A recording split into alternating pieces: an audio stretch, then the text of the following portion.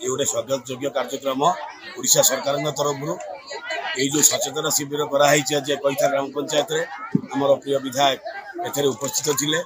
पंचायत मुरबी मैंने उपस्थित थे पंचायत जो मैंने प्रतिनिधि अच्छा आम पाखे उपस्थित थे तेणु यही कार्यक्रम द्वारा लोक कौ सुविधा दि यही कार्यक्रम द्वारा जन दि यही कार्यक्रम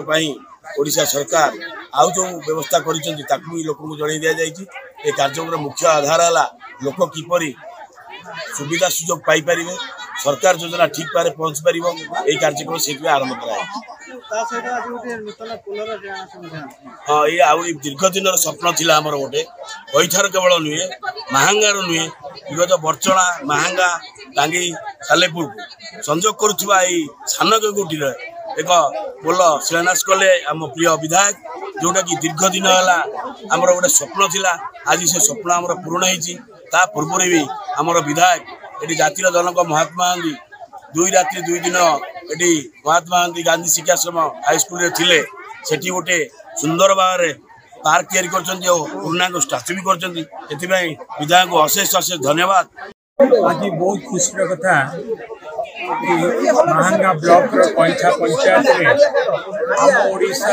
नवीन ओडिशा कार्यक्रम अनुष्ठित सहित आम खेदा बौड़ा गोटे नुआ ब्रिज सान गेंगुटी उपरे 8 कोटी टंका खर्च विनिमय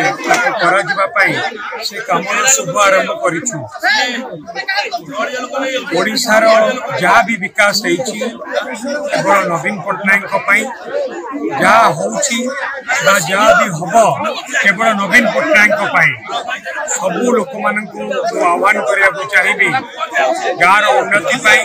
पंचायत उन्नति समस्ते नवीन पट्टनायक नेतृत्व में एक हूँ जमी लोक अधिक अधिक सुविधा सुजोग दे पारिबा।